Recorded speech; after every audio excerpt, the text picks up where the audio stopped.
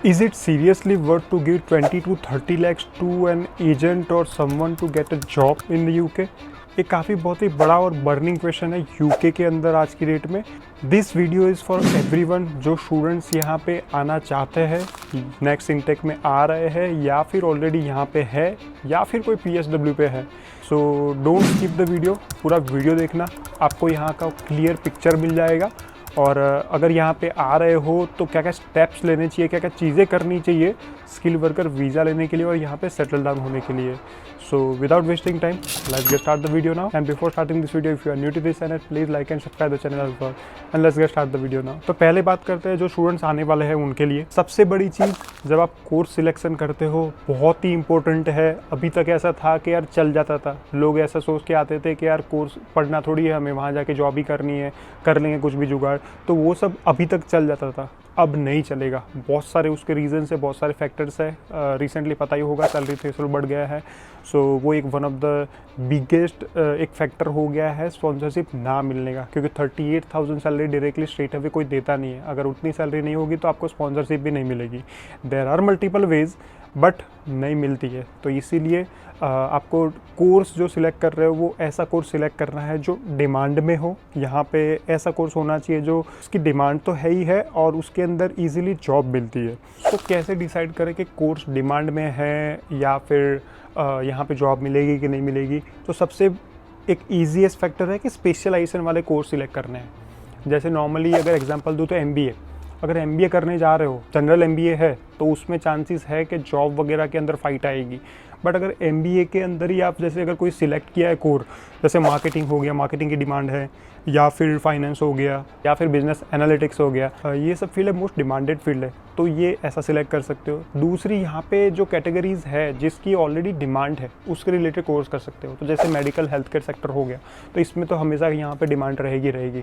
कोई बंदा है फिजियो है वहाँ पे इंडिया में, या फिर डॉक्टर है, या फिर नर्स है, या फिर हेल्थ केयर सेक्टर में कहीं पे भी काम कर रहा है, अगर वो यहाँ पे पढ़ाई करने एक्स्ट्रा आ रहा है या फिर डायरेक्टली स्किल वर्कर पे आ रहा है, तो उसके लिए डिमांड अच्छी है। यहाँ पे सैलरी भी मिलेगी अच्छा और सेटल डाउन भी हो सकता है। एट द सेम टाइम बहुत सारे फील्ड है तो ज़्यादा डीप डाउन नहीं करूँगा, बट इन शॉर्ट आपको स्पेशलाइजेशन वाली स्टडी सिलेक्ट करनी पड़ेगी। अगर उसके अलावा नॉर्मल जेनेरिक कोर्स करने आ गए तो देयर आर चांसेस है आपको फिर अच्छी जॉब नहीं मिलेगी, तो प्रॉब्लम होगी। नाउ बात करते हैं ऐसे स्टूडेंट जो ऑलरेडी कोर्स सिलेक्ट करके आ गए, उनको नहीं पता है कि मेरा स्पेशलाइजेशन था नहीं था, या फिर ऐसा समझ लो कि कोई ऐसे कोर्स में स्टक हो गए हैं जिसके अंदर स्पेशलाइजेशन कोई है ही नहीं। तो वैसे स्टूडेंट्स क्या करें?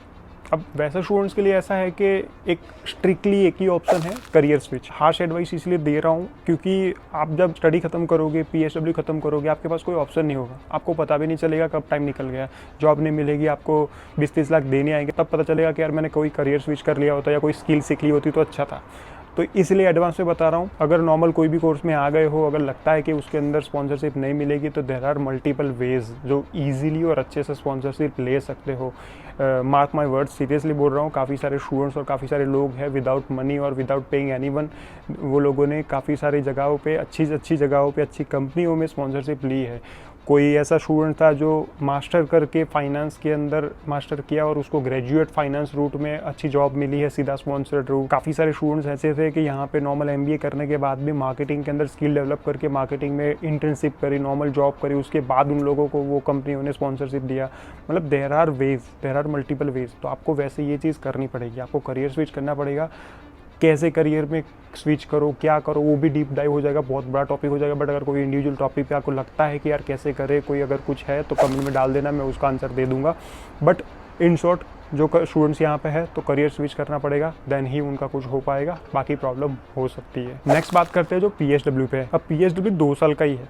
जब आप PSW स्टार्ट कर रहे हो, अगर आप कुछ ट्राई कर रहे हो, तो देयर आर पॉसिबिलिटी कि आपको जॉब मिल जाए और स्पॉन्सरशिप के लिए उसके अंदर चांसेस है।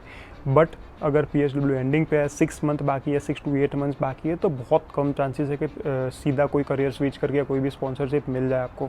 ऐसा क्यों बोल रहा हूँ? जैसे अगर आपने PSW स्टार्ट हुआ ही है, अगर आपको नहीं पता है कि स्पॉन्सरशिप कैसे मिलेगा, तो यहाँ पे मल्टीपल वेज है। नॉर्मल केयर सेक्टर में NHS के अंदर भी लोग जॉब करते हैं, ठीक है।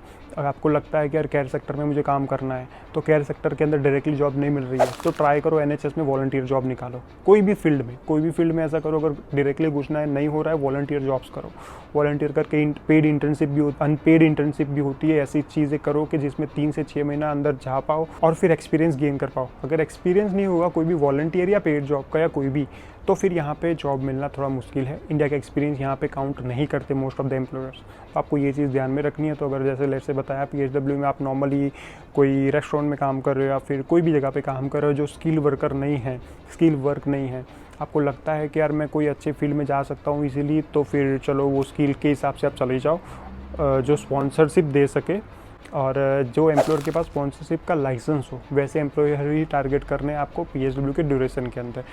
या तो फिर मैंने जैसे बताया वैसे आपको कैर या NHS में जाना है तो NHS के अंदर ही आप वॉलंटियर जॉब करके 3 से 6 महीना काम करो और फिर वहाँ पे ही अप्लाई करके वहाँ से ही जॉब निकालो। NHS वाले लोग काफ़ी सारे फील्ड में, काफ़ी सारे इवन जो हेल्थ केयर के रिलेटेड नहीं होता है, एडमिन हो गया या फिर नॉर्मल फाइनेंस जॉब हो गई, उसके अंदर भी स्पॉन्सरशिप दे देते हैं।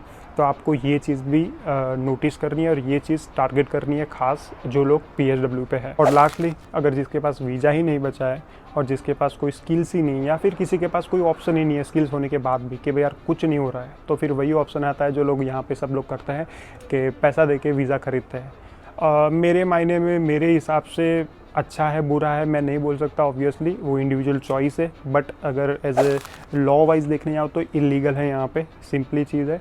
पैसा देके वीज़ा आप नहीं खरीद सकते इन शॉर्ट। तो अगर वो कर रहे हो तो सीधी बात है, अगर फ्यूचर अगर कुछ प्रॉब्लम आया तो फंस सकते हो। और दूसरी, पैसा भी देना आ रहा है, तो अगर स्टूडेंट में भी आया तो 15-20 लाख दिया, फिर ये वीज़ा के लिए भी 15-20 लाख दे रहे हो, तो दैट मीन्स मतलब पैसा ही दे रहे हो, 4-5 साल तक पैसा ही नहीं बना रहे हो, तो कोई मतलब नहीं बनता है। सबसे बड़ी चीज़ ये है कि पैसा दे के वीज़ा लेना वर्थ है या नहीं है, मतलब बेनिफिट है या फिर लॉस है, तो उसके रिलेटेड बात करते हैं। सबसे पहले तो उसका क्या बेनिफिट है उसके बारे में बात करते हैं। So there is only one benefit कि आपको इसकी वजह से वीज़ा मिलता है। वीज़ा के साथ साथ ऑब्वियसली सब कुछ सही रहा तो फिर फ्यूचर में आपको इंडेफिनिट लीव मतलब PR तक ले जाता है ये रूट, तो कोई दिक्कत नहीं आती है, तो ईजिली सब कुछ हो गया। बट पैसा देना पड़ेगा, जिसके पास पैसा है कुछ प्रॉब्लम नहीं है तो फिर कर सकता है। बट क्या प्रॉब्लम है, क्या लॉस है, क्या कौन से उसके, वो भी बहुत सारे हैं, चलो उसके बारे में बात करते हैं। सो सबसे पहली चीज़, इट्स अ पेड थिंग, मतलब आपको पैसा देना है, 20 से 30 लाख आपको देना है। अगर यहाँ पे UK में हो तो नॉर्मल रेट चलता है 15-20 लाख रुपया अराउंड लेते हैं एम्प्लॉयर्स। अगर इंडिया से या बाहर की कंट्री से सीधा आते हो तो 20-30 लाख ले लेते हैं विद डिपेंडेंट्स, तो ये बहुत बड़ी अमाउंट हो जाती है।